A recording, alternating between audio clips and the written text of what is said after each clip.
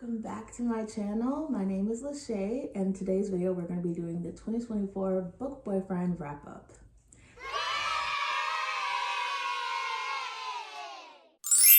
Hey, it's Lachey. Okay, so as you can see, we're in a new place. This is my new room. I love it so much, and yeah, I'm so excited. Before we get into the video, I'm just gonna set the vibe and light it into. This is Tobacco Vanilla. It's supposed to be like Tom Ford's vanilla. So nice. I hope that all of you are doing well. Please comment below any of your top book boyfriends of the year. And if you're my friend, then please comment if you think I forgot someone or left someone out. I genuinely overthought this so much. So, all right. As I stated before, in today's video, we'll be talking about the book boyfriends of 2024. Now, that's not to say that a lot of people haven't written with their hearts out and like made men who are worth dating. Okay, they're all great. Well, they're all pretty good because they were written by women. But these book boyfriends are my personal reads that I would literally date. I have a couple of physical books and then a couple that made it to the Kindle. I think I have 8 book boyfriends. So without further ado, let's get into the video. And I have a book so we can stay on track. 7 book boyfriends, and my favorite book written by a woman this year will be put as like my book husband, and that's very exciting. So let's just start from the top of the year. My first book boyfriend, we're almost at our 1-year anniversary, and it has to go to Rowan from Butcher and the Blackbird. I was literally so obsessed with this book, and I will give like little descriptions of what the book's about, but ultimately I'm gonna just kind of talk about the guys. First book boyfriend of the year was Rowan with Butcher and the Blackbird by Bryn Weaver. And this is a book that is sort of like a weird dark rom-com. It is about serial killers who only kill serial killers. So do with that what you will, but it's actually so funny and like wholesome and sweet. Rowan is like, they play such a slow, long game. There is a woman named Sloane, and she's a serial killer. And there's a man named Rowan, and he is also a serial killer. They meet one year, and he like wants to form a connection because they're both kind of isolated people. And so every year they let it out, like a third party, pick and like hunt down a serial killer. And then they meet and try to get that person first. And it's like such a slow moving thing. Another thing about Rowan that really made him make the list is that he's a chef. Actually, multiple people on this list are on here strictly because they're chefs. If you write a chef, they're on the list. All right, I love chefs. I really want one for myself. If you want like a good, funny but dark, spicy time, then this book is really amazing. And Rowan is 100% in the book boyfriend, and he has an accent. Yeah, he's my boyfriend. I love him. Next book I've talked about already, but of course I've talked about this because I love the author so much, and she writes men that are basically apologies for real life men. The next book is Fisher from Tara DeWitt's Savor It. This is another chef. Yeah, I wasn't lying. I love chefs, okay? And I also love like sad, kind of like weighed down men who are still like trying their best, but they never think it's enough. There's something about that that's just catnip to me. And honestly, all of Tara's men do that for me. So yeah, this book, a short synopsis, it is a small town romance. It is like so heartwarming, so beautiful. It's full summer, but you can read it at any time. And it's following Sage and Fisher. They are like forced proximity because they're neighbors. And he's supposed to open a restaurant for his boss so he can get his regular life back on track in New York City. And basically she's just an in to like getting the townspeople to like and she also needs things as well. So it has fake dating and a lot of other nice things. And yeah, Fisher's just, he's actually so romantic. He does cook a lot. Like yeah, I want all the dishes put in here. He's thoughtful. He is like, he seems gruff, but there's so much to him. I love Fisher. I would date him, but I would date any of Tara's men. Like, they all go to therapy. All right, enough said. Second book boyfriend of the year, another chef. It's weird that a chef isn't the husband, but that's like, hey, just wait. Any guesses on who the husband is, by the way? Comment below and use the star emoji. because then I'll know that you did it before the end. I feel like you should know though, if you know me, honestly. The next book boyfriend. And this one I fought with putting on here because, like, I don't know that I just would love anyone like him in my life. Like, if you know Niklaus from the originals, anybody like that, I want them. Do I think that me and this person would date specifically, even though I said that's what all of these men were? Yes and no. All right, because really in this case, it's really a case of one's only true love, and he has one. But regardless of that fact, Jax, he is literally like crazy, and I love him. I love the slow burn on this book. This is a YA fantasy by Stephanie Garber, and it's incredible. This is one of my favorite reads of the year, period. This is everything, okay? And Jax is like, seems so heartless and calculated. Okay, he's fairly heartless and calculated if you read the Carnival series first. But in this book, which I did read first, like, there's just so much more. He's so good. I love this man. And though it might not be Jax specifically that I want, any character written like him is book boyfriend. There's like, the way that he loves Evangeline is everything. Another little synopsis on this one. So the story follows a girl named Evangeline, and she is special. She can kind of unlock any door, and it's set in this like mythical, magical world that I love, like literally so transportive. And she goes to a place of fate to try to get her one true love from marrying the wrong person. And she ends up, like, she goes to find Jax. Jax is the Prince of Hearts. And so she asks him to help stop her true love from making this grand mistake. And it basically untangles from there. Favors are exchanged. And there are like 3 kisses, and she owes Jax things. And there are doors that need to be unlocked and stories and lore. And I love this story so much. And I love Jax because he seems so awful. Because he is, but there's always just like more to it. And she makes him so good. She's the softest of like lover girls, and he is like vengeance and darkness and sort of like hopelessness. He sees the world very bleakly. I wouldn't change a thing about him. I wouldn't. I love this man. I love this couple. If you like Niklaus but wanted it a little more tortured,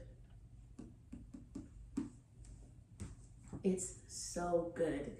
All right, the next books that I read were on KU, so I'm gonna give like little photos. This one is so good. Sports romance, probably like the only one I read this year, which is so weird because I think last year I read so many sports romances. He's everything. Like, he's everything. I love him so much. The next book is Play Along by Liz Tomford. I read one book from this series. Actually, I DNF'd one book from this series and read another one all the way through. But this is the first one by Liz Tomford that I not only like, but completely ate up. This man is everything. And he brings like color to the world, okay? The world was black and white in love, and then he existed, and I was like, I am in love with him. So we're talking about none other than the man, the myth, the legend, Isaiah Rhodes. I remember talking about this with my friend Nani for so long. He is a man with intention. He seems very cocky, but he's actually very sensitive and romantic and thoughtful. In this book, he is a famous baseball player, and she is their physical therapist, but she should be at a much higher position.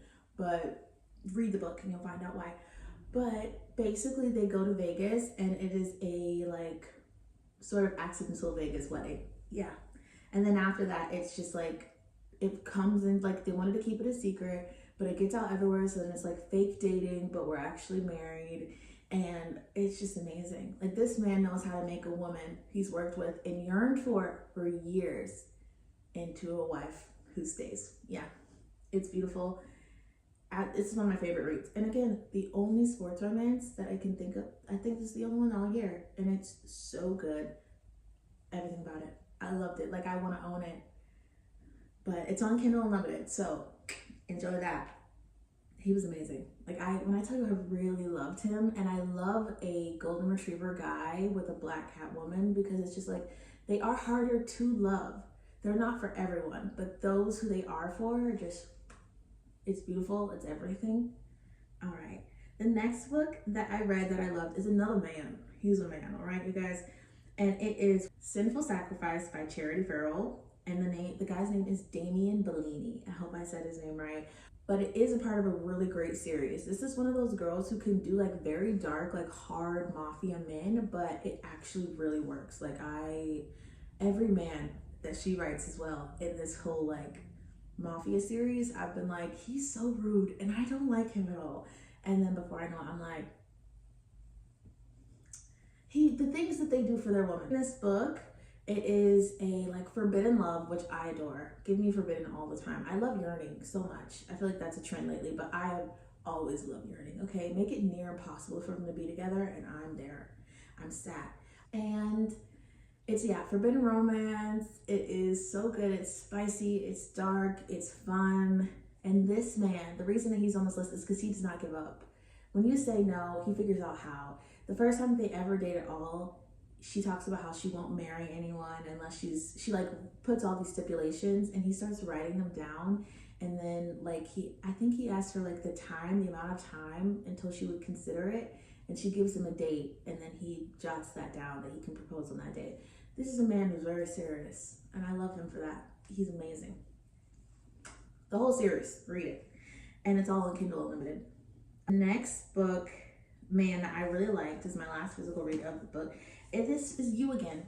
I remember I talked about this, and I have such a like up-down relationship with this book, but ultimately I really enjoyed it. And I don't care if it's just because of where I'm in life right now.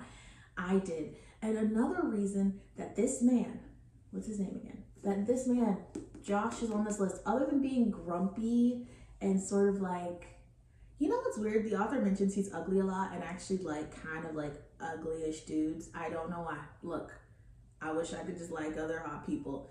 I like kind of ugly guys, especially in books. Like it just builds characters. Actually in real life too, like if you have a broken nose. Anyway, Josh is a chef. That's another good reason. He is black cat, he is grumpy, he is serious, but I feel like I wouldn't take him seriously, and I think that would actually be a good match. And when he decides that he wants Ari in this book, it's sort of like he really goes after it.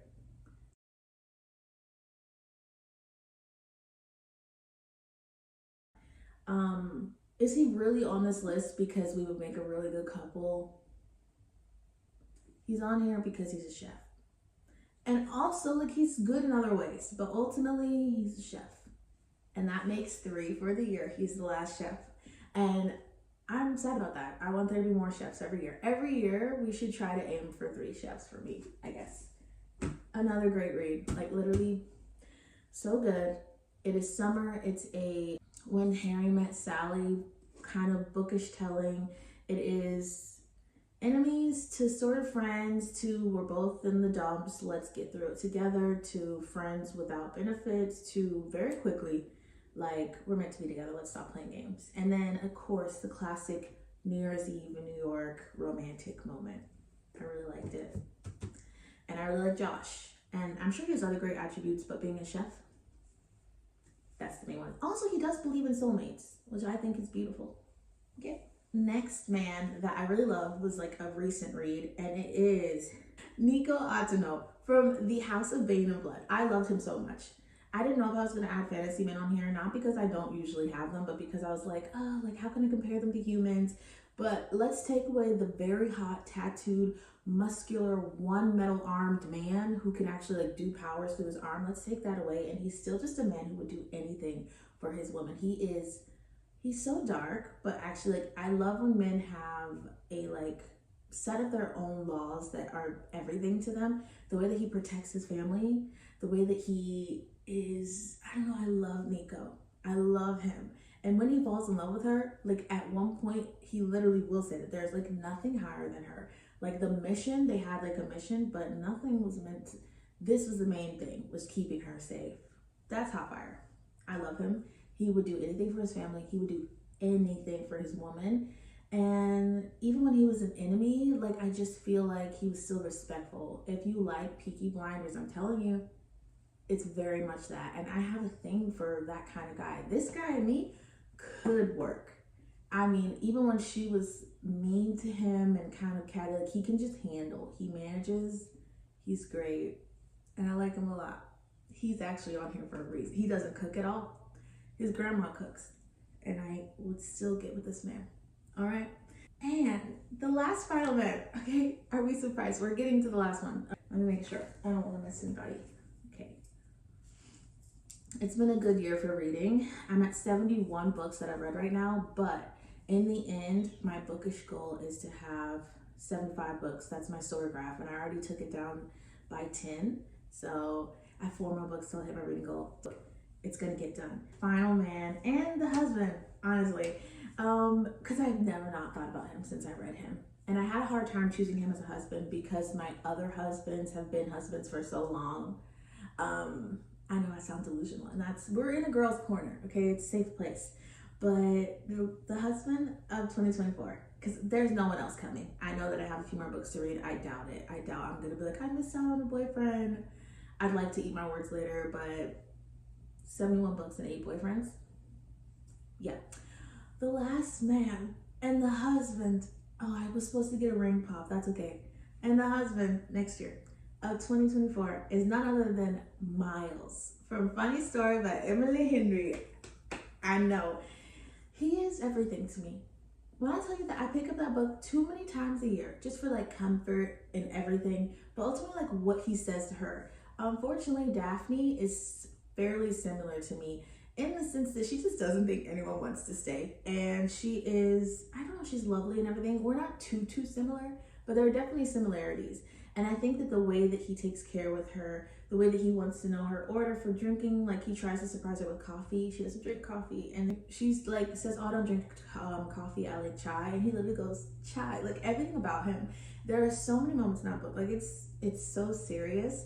He's just comfort. He's wonderful. Funny stories about Daphne and Miles. They both live in the same small town, and they end up being roommates rather suddenly because both of their spouses, her fiance and his girlfriend, are childhood best friends, and they end up trying to be lovers, and they succeed. So they leave their spouses on like a day's notice, and that is how they become roommates.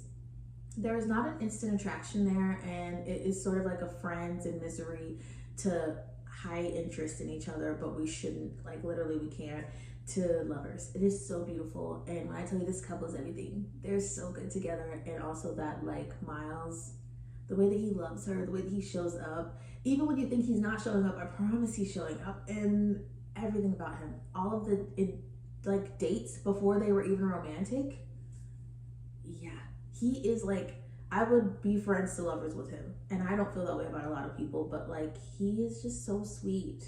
He's the type of person you think that people are being nice by hanging out with you, and they're just doing it to, I don't know, like be a good person. And he's not doing that.